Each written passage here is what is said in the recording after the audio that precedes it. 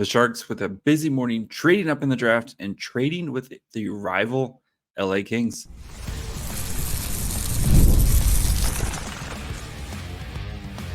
You're Locked On Sharks, your daily podcast on the San Jose Sharks, part of the Locked On Podcast Network, your team every day. Hello, welcome to Locked On Sharks, the premier hockey podcast covering your favorite team in the Bay Area. My name is JD Young, caretaker at the Reef, also co-host of Western Conference Tuesdays on the Locked On NHL Network. I want to thank you for making Locked On Sharks your first listen or second listen of the day, where we cover your team every day. And if you want to be an everydayer, all you have to do is just follow wherever you get podcasts, or you can watch this on YouTube as well. And we're going to have a little bit of a mini podcast as we have some kind of big news here. So expect this about 15 minutes or so. But just, I'm here in Vegas covering the Sharks right now. And the Sharks have been very busy within 5 minutes trading up to pick number 11 before the draft. And then also trading Kyle Burroughs to the Kings for RFA Carl Grundström. So we'll talk about the draft pick, what this kind of means, what this potentially sets up for Mike Grier, what I'm thinking the Sharks are kind of looking at here, and then we'll talk about why Kyle Burroughs got traded and what Grundström potentially brings to the Sharks. So before we get to all that, do want to let you guys know that today's episode is brought to you by Game Time. Download the Game Time app, create an account, and use code LOCKEDONNHL for $20 off your first purchase. Terms apply. Again, we are in Vegas right now. It's really hot. That's my Vegas report. It's very hot. And as someone who lives in Fresno, it's very hot here. But the Sharks move up to number 11 by trading. We'll pull up the big board here. Trading away pick number 14 and pick number 42 to the Buffalo Sabres for pick number 11. I expect Mike Grier has someone or a couple guys targeted here, whether it's Yakimchuk or Perek or whomever. I think he wanted to. It felt very much like the Flyers were kind of the last team that could be looking at defenseman, and he wanted to get up to get one of those top 6 defensemen. And I know, some people are like, why did you give up all that and stuff? Again, like, you have 3 second-round picks that you have, right? You have 33, you had 42 and 53. Like, packaging, that gives you flexibility to move up, and especially if you feel like a guy you really like is going to be there. Or if you think maybe somebody might fall because other guys get pushed up, the Sharks are in a wonderful spot here at number 11 to go get a potential kind of like blue chip player, which I've said all off season, like kind of advocating for them to try to trade up. You need quality at this point. You have plenty of guys in the draft, in the prospect pool, but you need difference makers, right? Celebrini's a difference maker. Will Smith's a difference maker. We hope Quentin Mussey's going to be a difference maker. Can they find a piece on the blue line who you think can be a difference-making blue player? And I think that's where they're going to go with this. And the hope is that you now put yourself firmly in range where you can get one of those top 6 defensemen and not have to kind of play the waiting game. You should be there, and whether it's Zane Perek, Z Buim, I don't think will be there, but Carter Yakimchuk, who I think is probably the guy if I had to guess. The Sharks are going to be in a great position to try to grab one of those, or you get a Tisha Ginla or Brickley Catton potentially fall to you because maybe somebody gets pushed up in the defense run. No matter what, the Sharks are going to be in a great spot to select one of these defensemen or a really great player, and you're not kind of having to play the waiting game and you jump up over a couple teams here. So yeah, or this is just a stepping stone as Mike Grier, maybe he becomes really aggressive and tries to move further into the top 10. I don't know what Utah's doing. I don't know what Montreal. I think Montreal's picking Demidov if he's there. You don't know what the Sens are doing. Like, maybe you move on from a player and a pick to move up into the top 10 and really get yourself. Then you get yourself in the Z Bouillon, Sam Dickinson type of territory there with one of those picks. So, really, it's going to be fun. I'm super excited to see what happens. Of course, be at the draft. We will have videos from your new Sharks players. You'll get to see all their, kind of introductory availability. We'll have all that stuff here at Locked On Sharks. It's going to be good. But let's move on to of course, Kyle Burroughs trade to the LA Kings for Carl Grundström. So pulling up the board here. So yes, 1-for-1 trade. Kyle Burroughs, who has 3 years left on his deal at $1.1 million for Carl Grunderström, who is an RFA. Burroughs has 2 years left on his deal at 1.1. Always him and Matt Benning, the years always get mixed up. So don't worry about that anymore. But this clears up part of the log jam, right? For the Sharks. That's why they traded Kyle Burroughs, who was okay last year. I brought some toughness, stood up for the kids, all that fun stuff. But I think the Sharks just have so many of these like same type of guys on the blue line, and they're kind of doing the same thing on the forward line, but we'll get to that here in a minute. But for the Sharks here, moving off from Kyle Burroughs, you just got Wallman in. I think the Sharks are still going to try to add another defensive piece, whether that's a big swing for, potential guy like maybe if Trouba becomes available and the Sharks are, want to get him for a potential another cap dump-ish type of player, but I think he still has positive value in GM's eyes, or if they want to go try to find another defenseman in free agency as they remake this blue line here, which was among, if not the worst blue line in the entire NHL last year.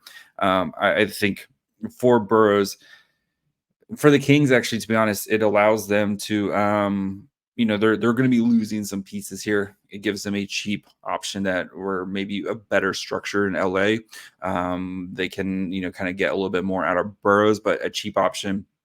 It's they're losing some pieces here, and they have some other guys that they have to pay, like Quentin Byfield, et cetera, et cetera.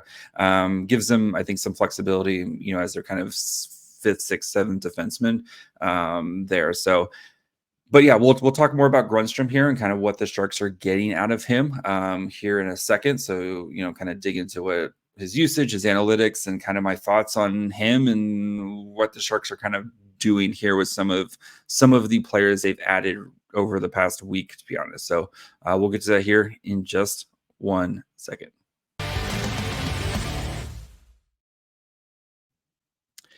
It's summer, which means baseball season. And if you want to get tickets to go catch an MLB game or go see a concert this summer or a comedy show or whatever you want to do, you need to check out Game Time. Game Time has got you covered with killer last minute deals, all in prices, views from their seats, and their lowest price guarantee. Game Time takes the guesswork out of buying MLB tickets. The thing I love about Game Time is you actually get to see your views of your seat. Not that when you go to Oracle and go catch a Giants game, there's no bad seats in the arena, but there's been plenty of, I've done it, you've done it. You get to a place, you're like, these seats aren't that great. I wish I had picked out better seats. Game Time, you get to see what your view is going to look like, so you're getting a great seats before you even walk in. And with their all-in pricing, you know exactly what you're going to pay. No surprises, no fees slammed on at the end. You know what you're going to pay. 2 taps, you got tickets delivered straight to your phone. So take the guesswork out of buying MLB tickets with Game Time. Download the Game Time app, create an account, and use code LOCKEDONNHL for $20 off your first purchase. Terms apply. Again, create an account and redeem code LOCKEDONNHL, LOCKEDONNHL for $20 off. Download Game Time today. Last minute tickets, lowest price, guaranteed. All right, we are back in Vegas. Don't have my full like normal setup, so it's like things are a little shaky and stuff. I apologize. We're you can only fit so much stuff on the carry-on. So, but anyway, let's dig into Carl Grundström and what the Sharks are getting with him. So last year, he played 50 games for the Kings. He's 6 foot, 195-pound forward, left-handed shot, playing right wing. He had 8 goals, 4 assists, 95 shots on goal, averaged a little under 11 minutes of time on ice. Corsi for 55.36, goals for 43.24. So when he was on the ice, the Kings had 55% of the shot attempts. And when he was on the ice, the Kings also scored 43% of the goals. So what is like Grundström kind of where does he fit in here? So playing mostly third, fourth line minutes, 19th percentile player, 20th percentile offense, 34th percentile defense. Doesn't really do, it's mostly 5-on-5. Like he's not getting power play opportunities, very little shorthanded opportunity or shorthanded like penalty kill time. So looking at Jay Fresh's card, he's a 56% projected WAR. That's wins above replacement. So that's kind of how they look at how much above a replacement level player you add. 65% even strength offense, 70th percentile goals. Doesn't really pass too much. Solid finishing there, but really easy competition, which we'll get to here in just a second. So struggle again with the passing, doesn't really create much for his team. But when he's on the ice, the offense does do well, if that makes sense. So he's not a guy who's kind of, I don't want to say lifting. He's not kind of passing and making life easier for his teammates, but he's a really good forechecker, decent at getting the puck out of his own zone, getting the puck out of his own zone and kind of getting it going, and is a pretty good shooter as well. So, but something to keep in mind is his usage. So he had super easy deployments and a lot of offensive time against really low quality of competition, which kind of makes sense for this third, fourth line. He's facing that type of players. So it's an interesting move, especially when you look at kind of recently the pieces that the Sharks have just added. They just traded for Ty Dellandrea. They also just traded for what's his name? Igor Afanaseyev. Kind of both in very similar makes and roles where, kind of bottom 6 type of guys with size and a little bit of skill, good forecheckers, like kind of a lot of these same type of players here. So I'm just thinking out loud, or posing, what if this was kind of a salary dump or player dump by the Sharks, where they gave Burroughs, who has some potential value, to the Kings, right? Again, I kind of, the Kings need to maybe have some cheap options, and they hope in their system, Burroughs is probably a better fit. But Grundström, what if the Sharks just, he is an RFA, they could just let him walk, and this opens up, I mean, the cap space isn't really too much, it's $1.1 million. But it opens up helps open up the log jam for the Sharks, right? And if you look at their defensive core right now, you have Vlasic, who's not going anywhere, Jake Wallman, who they just acquired, Mario Ferraro, who there is some trade rumors, but until something happens, I'm just going to assume Mario Ferraro is here. Jan Ruda, who's got 1 year left on his deal. Nikolai Knizhov, who's probably going to be back in the AHL next year. Kalen Addison, who the Sharks are not going to, qualify. Henry Thrun, who will be back. Jacob McDonald, who won't, most likely won't be back. Matt Benning, who's coming off a hip injury, and Ty Emberson, who's coming off injuries, but he'll be back. So you have a lot of pieces there, and I think you're still trying to you need a guy who can be a potential number 1. So I think for this move, you're kind of looking at a potential, if the Sharks do let Grundström walk, but especially because you've added some other pieces. you're helping to open up the logjam for the defense, and you're adding another guy kind of in the mix there. And, maybe this helps to push. Granted, we did play 50 NHL games last year, but with the low qualifying offer, maybe you can potentially try to sneak him in the AHL, or you have a couple guys here. You're going to have to potentially try to sneak in the AHL between Delandria, who's 23 and is no longer waivers exempt. Grundström, who's a little bit older. And also the great thing about Grundström is now I can use my metal voice and go, Grundström, anytime I talk about him, because if he was not a hockey player, he's 1,000,000% in a Swedish metal band. But anyway, back to, so you have Igor Afanaseyev, who's an RFA, but also not waivers exempt. So you wonder if they maybe kind of look at some of these guys as potential Barracuda reinforcements, as that team does need some veteran type of players down there. And so or maybe Mike Grier just brings them all to camp and lets them kind of fight it out and see who can kind of take a job there. And especially if you're looking at Nico Sturm, Barclay Goodrow, and then like the Luke Cunnins, Ty Delandrias, Grundstroms, Afanasievs, Colin Graffs of the world, and kind of who can kind of grab a job there. So, interesting trade, and we'll see what this kind of brings for the Sharks. I'm kind of curious to see if they do qualify them. I expect they will, but there's also a part of me that just thinking out loud, like, what if they don't? So yeah. We'll be back later tonight, tomorrow, with kind of my pound the table guys, which I'm going to have to now kind of readjust a little bit. So guys who, if they're there at 11 or 33, guys who I am like pounding the table that you need to draft this guy. So the guys I really think I would be very, very excited for if the Sharks try to grab. So, and we're going to be looking at realistic options. Like Zeke Williams is not going to be there at 11.